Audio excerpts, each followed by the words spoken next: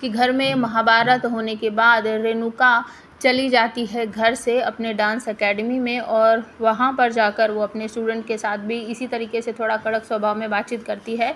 तो सक्कू को भी लगता है कि आज रेणु का दिमाग जो है वो बहुत ज़्यादा ख़राब है, इसे छेड़ना मुसीबत का काम है, तो जो करती है करने देते हैं। तो पीछे से परेश बाबा आ जाते हैं। रेणुका को बहुत खुशी होती है कि चलो परेश मुझसे मेरा हाल चाल पूछने आया है, मुझसे मिलने आया है, मुझसे बातचीत करने आया है, और दोनों बैठकर बात कर रहे होते हैं। तभी अचानक से परेश के मुंह से निकल जाता है कि रेणु प्लीज़ अपनी कंप्लेन वापस ले ले। बस इस पर भड़क पड़ती है। रेणुका कहती है अच्छा, मुझे तो लगा था कि तुम मेरे हालचाल लेने आए हो, मुझसे बात करने आए हो कि मेरा गुस्सा शांत हो जाए, कहीं मुझे ज़्यादा परेशानी तो नहीं हो रही, लेकिन तुम तो उस फूल वाले और उसके भाई की तरफदारी करने आए हो। तो रेणुका तुरंत ही गुस्से में खड़ी होकर कह देती है कि मैं कोई कंप्लेन वापस नहीं लूँगी।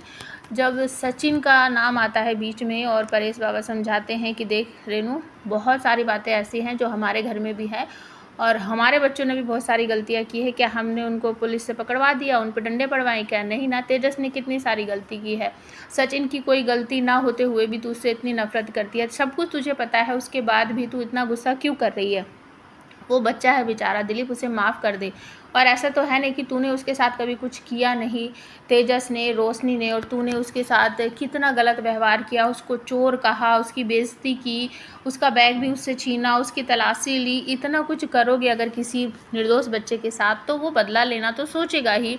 बस उसने गुस्से में तेरे साथ ये हरकत कर दी। और सबसे बड़ी बात रेणु ये है कि वो पैसे हमारे वापस आ गए थे, तो वो बात ख़त्म हो गई थी। अब इस बात को तू इतना क्यों खींच रही है? कंप्लेन वापस ले ले, वो बच्चे की ज़िंदगी ख़राब हो जाएगी जैसे हमारे सचिन की ज़िंदगी ख़राब हो गई है। एक गलतफहमी की वजह से हमारा सचिन देख रही है तू कैसे हो गया है, वो भी ऐसा ही हो जाएगा दिलीप भी, अगर वो जेल चला गया तो। छोड़ दे अपनी जिद को। तो रेणुका कहती है कि अच्छा ठीक है, अगर मैं एक बात मानूंगी तुम्हारी तो तुम्हें भी मेरी एक बात माननी पड़ेगी, नहीं तो मैं कंप्लेन वापस नहीं लूँगी। तो परेश कहते हैं कि अच्छा ठीक है, बता क्या है तेरी इच्छा।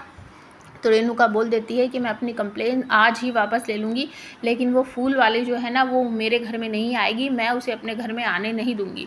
परेश नाराज़ हो जाते हैं, कहते हैं तेरा दिमाग ख़राब हो गया रेणु, ये कैसी शर्त है?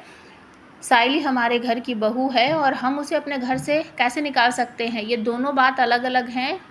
साइली और दिलीप दो अलग अलग चीज़ें हैं। जो दिलीप ने किया उसकी सज़ा हम साइली को कैसे दे सकते हैं, और जो साइली ने किया उसकी सज़ा हम दिलीप को कैसे दे सकते हैं? ये तो गलत बात है, तुझे ऐसा नहीं करना चाहिए।